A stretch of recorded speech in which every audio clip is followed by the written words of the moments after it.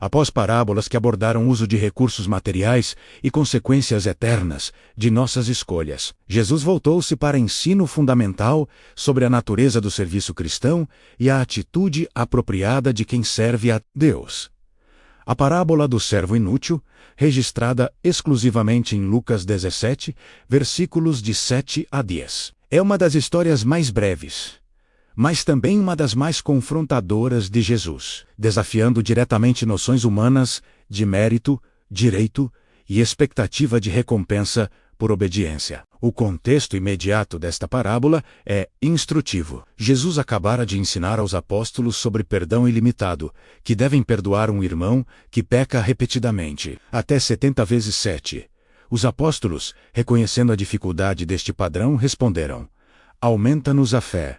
Lucas 17, versículos de 3 a 5. Jesus então falou sobre fé do tamanho de grão de mostarda, sendo suficiente para realizar o impossível. Neste contexto de discussão sobre fé e obediência desafiadora, Jesus contou parábola que corrigiu pressuposições fundamentais sobre relacionamento servo-mestre e natureza do serviço a Deus. Qual de vós, tendo um servo a lavrar ou a guardar o gado, lhe dirá: "Quando ele voltar do campo, vem já e põe-te à mesa"? Jesus começou com pergunta retórica baseada em práticas agrícolas e domésticas comuns. A situação descrita era cenário familiar. Servo que trabalhava no campo durante o dia, seja arando ou preparando terra para plantio, ou guardando gado, pastoreando ovelhas ou bois. Ambas eram formas de trabalho árduo e fisicamente exigente. Arar requeria controlar animais de tração, enquanto guiava arado através de solo frequentemente rochoso e difícil. Guardar gado requeria vigilância constante, caminhadas longas e proteção de predadores. Ao fim do dia, servo estaria exausto, sujo, faminto. A pergunta de Jesus era: quando este servo retornasse do campo após dia completo de trabalho duro, o mestre imediatamente o convidaria a sentar-se e comer? A resposta implícita era óbvia. Claro que não. Tal tratamento seria completamente contrário às convenções sociais e expectativas da relação servo-mestre. Pelo contrário, não lhe dirá: "Prepara-me a ceia, cinge-te e serve-me, enquanto como e bebo. Depois, comerás e beberás tu." Jesus descreveu o que realmente aconteceria. Embora o servo estivesse cansado do trabalho de campo, suas responsabilidades não terminavam quando voltava para casa. Ele ainda tinha deveres domésticos a cumprir. "Prepara-me a ceia." O servo devia preparar a refeição do mestre, não sua própria refeição primeiro. Singe-te, literally, amarra teu manto na cintura, preparando-se para serviço ativo, sem que roupas longas atrapalhem movimento. "Serve-me, enquanto como e bebo." O servo permaneceria de pé, servindo o mestre durante toda a refeição, atento a cada necessidade. Depois, comerás e beberás tu. Somente após completar serviço ao mestre, o servo finalmente poderia atender suas próprias necessidades de comida e descanso. Não havia pausa. Não havia expectativa de gratidão especial por simplesmente cumprir responsabilidades esperadas. Então Jesus fez segunda pergunta retórica: porventura terá gratidão ao servo porque este fez o que lhe foi mandado? A palavra grega traduzida gratidão charin, echei, significa literally, tem favor especial ou sente-se especialmente endividado. A pergunta esperava resposta negativa. Não, o mestre não sentiria obrigação especial de gratidão. Por quê? Porque o servo simplesmente fez o que era sua responsabilidade fazer. Ele cumpriu os termos de seu emprego. Não foi além do dever, meramente satisfez expectativas básicas. Na lógica da relação servo-mestre, isto não merecia reconhecimento ou recompensa extraordinários. É crucial entender que Jesus não estava endossando ou promovendo escravidão ou exploração de trabalhadores. Ele estava usando estrutura social existente, por mais problemática que possa parecer às sensibilidades modernas, para ilustrar verdade espiritual sobre nosso relacionamento com Deus. A parábola não é sobre como tratar servos humanos, mas sobre como entender serviço a Deus. Jesus então aplicou a ilustração diretamente aos discípulos.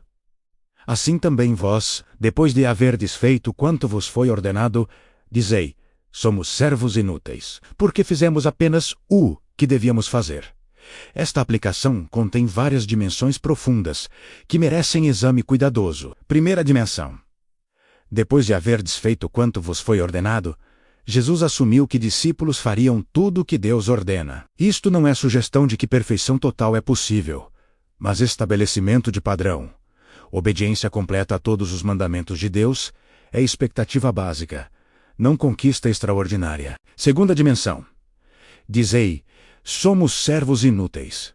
A palavra traduzida inútil, ashreios em grego, é desafiadora. Não significa sem valor, no sentido de ser descartável ou desprezível, mas não merecedor de elogio especial ou não tendo reivindicação de mérito.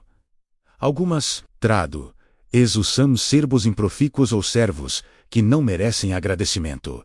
O ponto não é autodepreciação ou neurótica ou negação de valor humano. É reconhecimento de que, mesmo obediência perfeita a todos os mandamentos de Deus, não cria dívida que Deus deve pagar. Não colocamos Deus em nossa dívida através de nossa obediência. Não ganhamos créditos que Deus está obrigado a honrar. Terceira dimensão.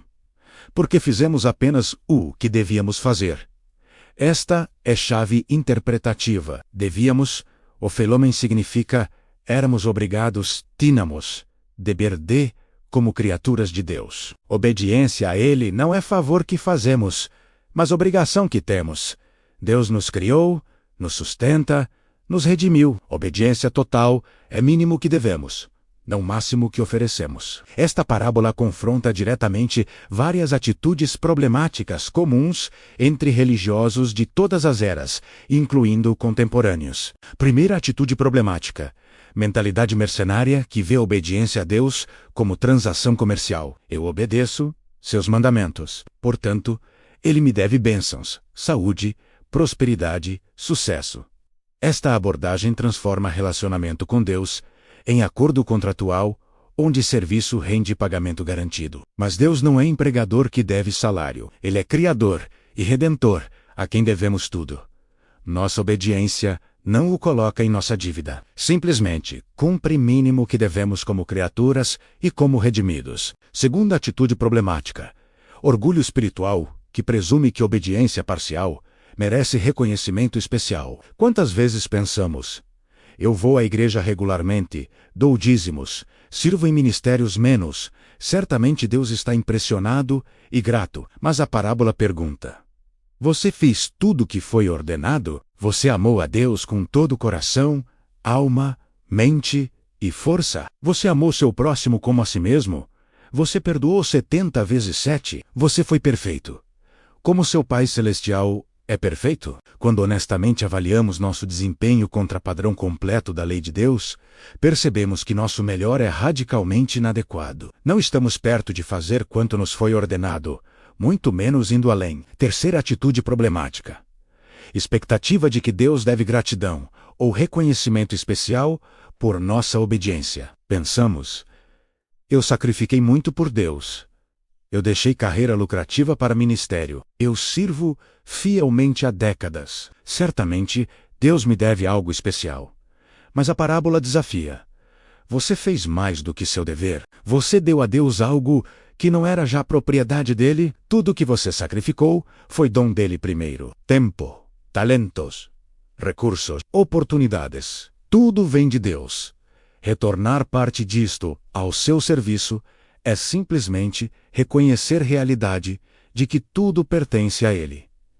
Quarta atitude problemática: comparação com outros que parece validar nossa própria justiça. Eu sirvo mais fielmente do que fulano. Eu dei mais generosamente do que ciclano. Certamente, mereço mais reconhecimento. Esta era precisamente a atitude do fariseu na parábola do fariseu e o publicano Lucas 18, versículos de 9 a 14, que se gabava de não ser como outros homens. Mas o padrão não é comparação horizontal com outros pecadores igualmente falhos. É comparação vertical com perfeição de Deus e completude de suas demandas. Contra este padrão, todos nós somos servos inúteis que ficamos radicalmente aquém. Esta parábola também corrige teologia de mérito, onde pessoas imaginam que podem acumular créditos com Deus através de boas obras. Esta mentalidade está subjacente a muitas formas de religiosidade, menos a ideia de que podemos ganhar salvação, merecer favor divino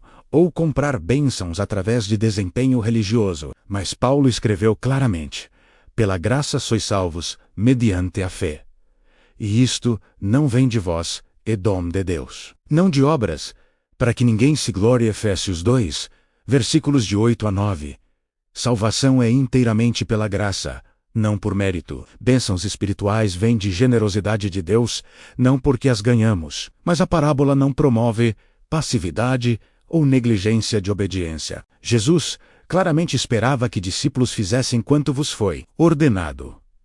Obediência é absolutamente necessária, não como meio de ganhar salvação, mas como resposta apropriada à graça recebida. A parábola também não nega que Deus recompensa serviço fiel. Outras parábolas, como talentos e minas, claramente ensinam que Deus recompensa a fidelidade. A questão é a atitude. Servimos esperando recompensa como pagamento devido, ou servimos em gratidão, sabendo que qualquer recompensa é graça adicional, além do que merecemos? Conclusão e moral da história. A parábola do servo inútil nos chama à humildade radical em nosso serviço a Deus. Não importa quanto façamos, não importa quão fielmente sirvamos, não importa quanto sacrifiquemos. Quando fizemos tudo, apenas fizemos o que devíamos. Não colocamos Deus em nossa dívida. Não merecemos elogio especial. Somos servos que simplesmente cumpriram um dever básico. Esta não é mensagem deprimente, mas libertadora. Liberta-nos de fardo de tentar ganhar favor de Deus, de ansiedade sobre se fizemos o suficiente, de competição com outros, por reconhecimento. Podemos servir em liberdade alegre, não escravidão meritória. E, paradoxalmente, quando servimos com esta atitude de humildade, reconhecendo que somos servos inúteis, que não merecem nada menos, descobrimos que Deus, graciosamente, nos recompensa além de tudo que merecemos. Porque Ele é não empregador calculando salários devidos, mas Pai generoso que se deleita em dar boas dádivas a seus filhos. Sirva fielmente, obedeça completamente, mas faça-o em humildade, reconhecendo que seu melhor é inadequado e que salvação e bênção vêm inteiramente de graça. O demérito. Porque somos todos servos inúteis, e graças a Deus por isso, pois nossa esperança não está em nosso desempenho, mas em sua misericórdia.